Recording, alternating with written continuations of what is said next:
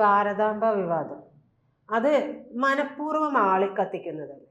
അല്ലെങ്കിൽ അത് ഇത്രയും വിഷയമായിട്ട് ഇങ്ങനെ കൊണ്ടു നടക്കേണ്ട ആവശ്യമുണ്ടോ CPM-നും CPI-ക്കും? അതൊരു പുകമറ ഉണ്ടാക്കാൻ വേണ്ടിയിട്ടല്ലേ?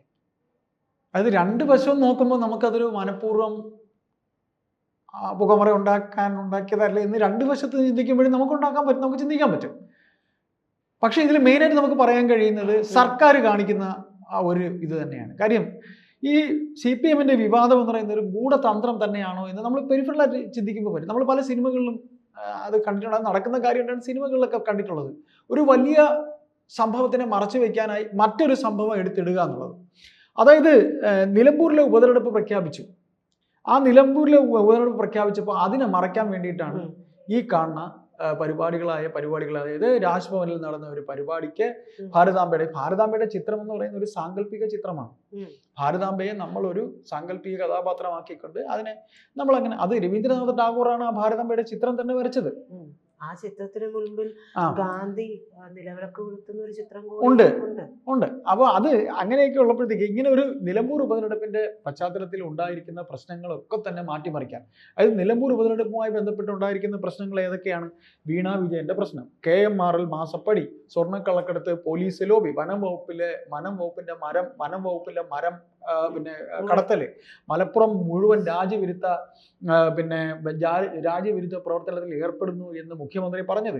ഇങ്ങനെയുള്ള മുഖ്യമന്ത്രിയുടെ വെളിപ്പെടുത്തൽ തുടങ്ങിയിട്ടുള്ള നിരവധി പ്രശ്നങ്ങൾ മലപ്പുറം പ്രശ്നത്തിൽ നിൽക്കുമ്പോഴത്തേക്ക് ഈ പ്രശ്നങ്ങളൊക്കെ തന്നെ, ഇത് ആശാ വർക്കർമാരെ സമരം, PSC റാങ്ക് ഹോൾഡേഴ്സിന്റെ പ്രശ്നങ്ങളുണ്ട്, പോലീസ് അതിക്രമണമുണ്ട്, പിന്നെ മുഖ്യമന്ത്രിയുടെ മരുമകൻ മുഹമ്മദ് റിയാസിന്റെ എതിരെയുള്ള ആരോപണങ്ങൾ, CPM-ലെ വൻ മാറ്റങ്ങൾ, പെൻഷൻ മുടങ്ങൽ, വയനാട് ചൂരൽമലയിലെ താമസിക്കുന്ന അവർക്കുള്ള വാടക, അവിടെ താമസിക്കുന്നവരുടെ വാടക കുടിശ്ശികയുടെ വിഷയങ്ങൾ, ദുരിതബാധിതർക്ക് പലർക്കും കാശ് കിട്ടുന്നില്ല തുടങ്ങിയ വിഷയങ്ങളൊക്കെ തന്നെ നിലമ്പൂർ ഉപതെരഞ്ഞെടുപ്പുമായി ബന്ധപ്പെട്ട് കറങ്ങി നിൽക്കുന്ന ഈ അവസരത്തിൽ ഇതിനെയൊക്കെ വഴിതെറ്റി തിരിച്ചുവിടാൻ വേണ്ടിയിട്ടുള്ള ഒരു ഉപാധി മാത്രമാണ് ഈ പറയുന്ന ഭാരതാംബയുടെ ചിത്രവും. ഭാരതാംബയുടെ ചിത്രത്തിന്മേൽ ഇങ്ങനെ അവിടെ രാജ്ഭവനിലെ ചടങ്ങ് വരുന്നു. അതിൽ CPI-യുടെ മന്ത്രി പ്രസാദ് വിമർശിക്കുന്നത് എത്തേണ്ടിടത്ത് എത്താതെ വന്നപ്പോഴത്തേക്കാണ് ശിവൻകുട്ടിയെ നിർത്തുന്നു, ശിവൻകുട്ടിയെ കൊണ്ട് സംസാരിപ്പിക്കുന്നത്.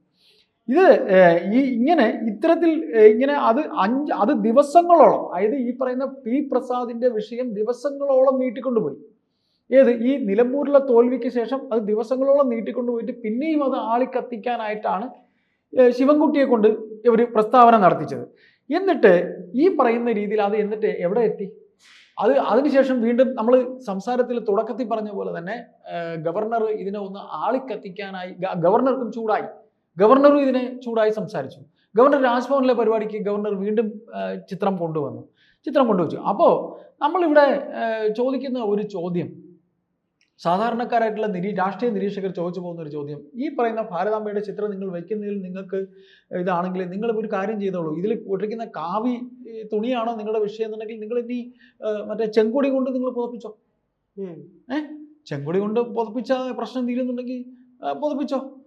ഇവിടെ രാജ്യത്തുടനീളം NIA കണ്ടുപിടുത്തത്തിൽ രാജ്യത്തുടനീളം അവരെല്ലാം ഞെട്ടിയിരിക്കുകയാണ്. ഈ കൊല ചെയ്യപ്പെടേണ്ട ലിസ്റ്റിൽ തൻ്റെ പേരുണ്ടല്ലോ, തൻ്റെ തല പോകുമായിരുന്നല്ലോ എന്ന് പല ജഡ്ജസ് ഞെട്ടിയിരിക്കുകയാണ്. ജഡ്ജസ് പോട്ടെ, സാധാരണ പൗരന്മാര്. അതായത് ഈ ലിസ്റ്റൊക്കെ വരുമ്പോഴും ഇതിൽ ഇത്തരത്തിലുള്ള വിവാദങ്ങൾ ഉണ്ടാക്കാനല്ലാതെ മറ്റ് ഈ പറയുന്ന PFI-യുടെ ഹിറ്റ് ലിസ്റ്റ് എന്നൊക്കെ പറയുന്ന കാര്യത്തിലേക്കൊന്നും ഈ പറയുന്ന സർക്കാരിന്റെ ഒരു നോട്ടവും പോയിട്ടില്ല. പറയുന്നത് ഒരു ഗൗരവത്തോടുള്ള ഒരു സമീപനം, ഗൗരവത്തോടെ മാത്രമല്ല, ഇതിലേക്ക് നോട്ടമേ പോയിട്ടില്ല. PFI-ക്ക് എതിരെ എപ്പോഴാണ് സർക്കാർ ഒരു നടപടി എടുത്തിട്ടുള്ളത്? സർക്കാർ അത്തരത്തിലുള്ള കാര്യം, CPM-ൽ പ്രവർത്തിക്കുന്ന പലരും രാത്രി PFI-ക്കാരായിരുന്നു എന്നുള്ള സംസാരം പോലും ഉണ്ടായിരുന്നല്ലോ. ഇപ്പോഴും അതൊക്കെ തന്നെയല്ലേ?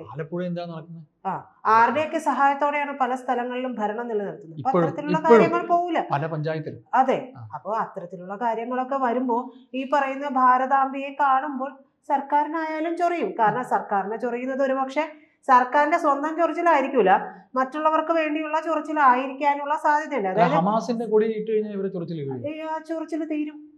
ഹമാസിന്റെ നേതാക്കളുടെ പടം വെച്ചിട്ടാണ് ഈ പറയുന്ന ഗവർണർ രാജേന്ദ്ര ആർലേക്കർ ഈ പറയുന്ന പോലെ ഒരു തിരിയൊക്കെ കത്തിച്ച് ഈ ചടങ്ങ് തുടങ്ങിയിരുന്നതെങ്കിൽ മന്ത്രി പി പ്രസാദും വി ശിവൻകുട്ടിയും ഒക്കെ അതിനെപ്പറ്റി നല്ലത് പറയായിരുന്നു. പ്രത്യേകിച്ച് അതിനുശേഷം മുഖ്യമന്ത്രിയുടെ കമന്റ് കൂടി വരുമായിരുന്നു. അല്ല, മുഖ്യമന്ത്രി ഒരു കത്ത് കൊടുത്തു രാജ്ഭവനിൽ. എന്തിന്? പ്രണയലേഖനമാണോ? അല്ല, ഈ പറയുന്ന രീതിയിൽ ഭാരതാംബയുടെ ചിത്രം ഒന്നും വെക്കാൻ പാടില്ല എന്ന് പറഞ്ഞു. വെക്കാൻ പാടില്ല. അത് അവരുടെ അജണ്ടയാണ്, BJPയുടെ RSSന്റെ അജണ്ടയാണ്. ആർലേക്കർ ഒരു RSS കാരനാണ്.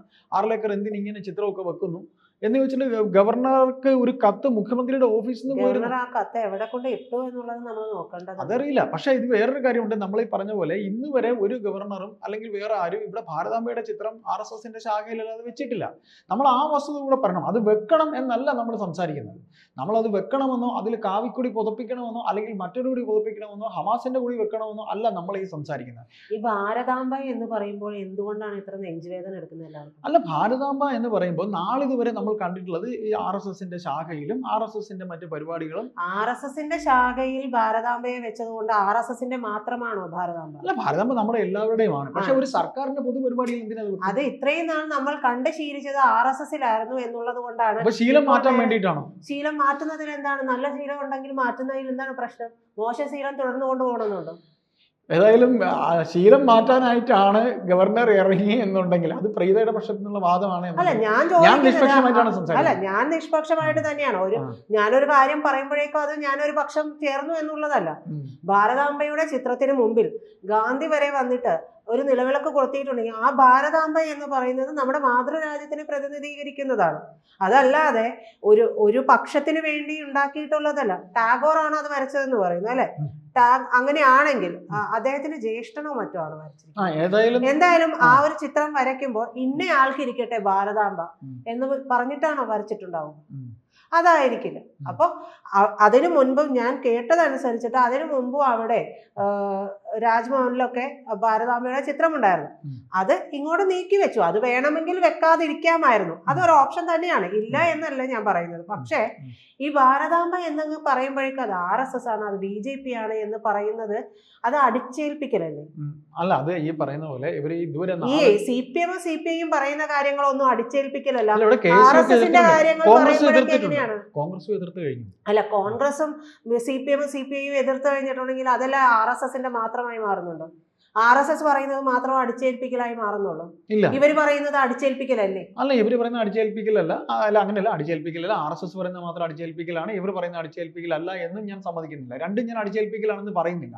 പക്ഷേ സ്വാതന്ത്ര്യം കിട്ടിയിട്ട് ഇത്രയും കാലങ്ങളായിട്ടും എന്റെ അറിവിൽ ഞാൻ ഇതുവരെ ഒരു ഗവൺമെന്റ് ഫംഗ്ഷനും ഭാരതാംബയുടെ ചിത്രം കണ്ടിട്ടില്ല. ആർട്ടിക്കിൾ 370 പാസ്സാക്കുമ്പോഴേ എല്ലാവർക്കും ഇതേ നിലപാടായിരുന്നു.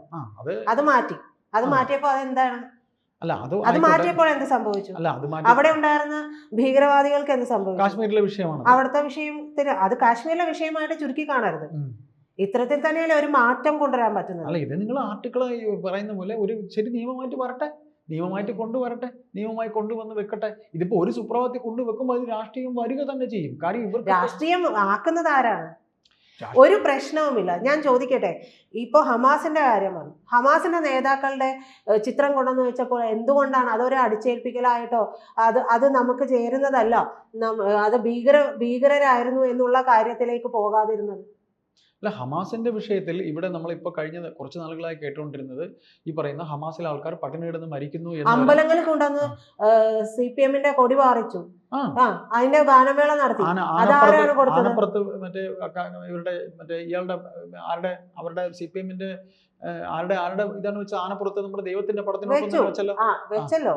അപ്പൊ അതൊരു അടിച്ചമർത്തലായിട്ട് CPMന് തോന്നിയില്ല, CPIക്ക് തോന്നിയില്ല. അല്ല, അതൊക്കെ അതും ഒരു വിശ്വാസം. അത് വിശ്വാസമൊന്നും തോന്നിയില്ലല്ലോ. അതിനെ അറസ്റ്റ് ചെയ്തല്ലോ, പോലീസ് തന്നെ ചെന്നു, അതിന് വേണ്ട നടപടികൾ എടുത്തല്ലോ. അത് ചെയ്തപ്പോ അതിനെതിരെ ഇത്രയും ശക്തമായ രീതിയിലൊന്നും ശക്തമായ നടപടികളൊക്കെ എവിടെ കണ്ടു? ശക്തമായ നടപടികളൊക്കെ കണ്ടു. അവർ അറസ്റ്റ് ചെയ്തു.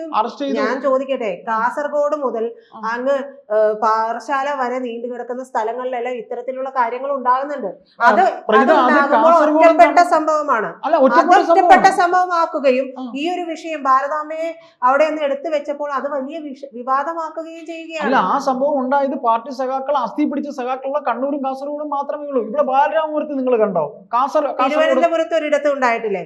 ബാക്കി എത്ര സ്ഥലങ്ങളിൽ ഉണ്ടായിട്ടുണ്ട്? എത്ര വിഷയങ്ങൾ ഉണ്ടായിട്ടൊക്കെ സർക്കാരിന്റെ നടപടി. അത് പറയുമ്പോഴേക്കും അത് സർക്കാർ നടപടി എടുത്തു. ഞാൻ സർക്കാർ അനുകൂലിയായി സംസാരിക്കുന്നതല്ല. സർക്കാർ നടപടി, ഞാൻ ചേട്ടൻ സർക്കാർ അനുകൂലമായിട്ട് പറഞ്ഞു. പക്ഷേ പറയുന്നത് ഭാരതാംബയുടെ ചിത്രം വെച്ചുകൊണ്ട് ഒരു പൊതുപരിപാടി എന്റെ ഇതുവരെയുള്ള വയസ്സിനിടയിൽ ഞാൻ ചേട്ടൻ കാണാത്തത് കൊണ്ട് അത് ചെയ്യാൻ പാടില്ല എന്നുള്ളതല്ല. അല്ല, അതൊരു നിയമമാണെന്ന് പറഞ്ഞിട്ടില്ല. അതൊരു നിയമമായിട്ട് നാളിതുവരെ ചേട്ടാ ഈ പറയുന്ന രാജേന്ദ്ര ആർലേക്കർ വന്നിട്ട് ഇത് ഇന്നു മുതൽ ഒരു നിയമമാണ്, ഇത് ഇവിടെ കൊണ്ടുവന്ന് വെക്കണം എന്ന് പറഞ്ഞില്ല.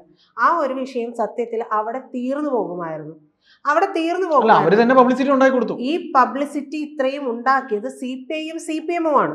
അത് പല വിഷയം നമ്മൾ പിന്നീടാണ് രണ്ടാമതും ഇത്തരത്തിലുള്ള വിഷയങ്ങൾ കത്തിപ്പടരുന്നതും ഇപ്പോഴുള്ള എല്ലാ പരിപാടികളിലും ആ ഭാരതാംബയെ ഇന്നലെ പോയി DYFI-ക്കാര് അടി വാങ്ങി പോകുന്നതും ഇതിന്റെയൊക്കെ ഭാഗമായിട്ടാണ്. ഈ വിഷയം അവിടെ തീരേണ്ടതല്ലേ? തീർക്കാതിരുന്നത് ഈ ചേട്ടൻ പറഞ്ഞതുപോലെ ആ വിഷയങ്ങൾ മറക്കാനായി അവരുടെ ആ ഉപതെരഞ്ഞെടുപ്പിലെ തോൽവിയൊക്കെ ഒന്നും മറക്കാൻ വേണ്ടിയാണ് എന്നാണ് പൊതുവിലുള്ള ഒരു വിലയിരുത്തൽ വരുന്നത്.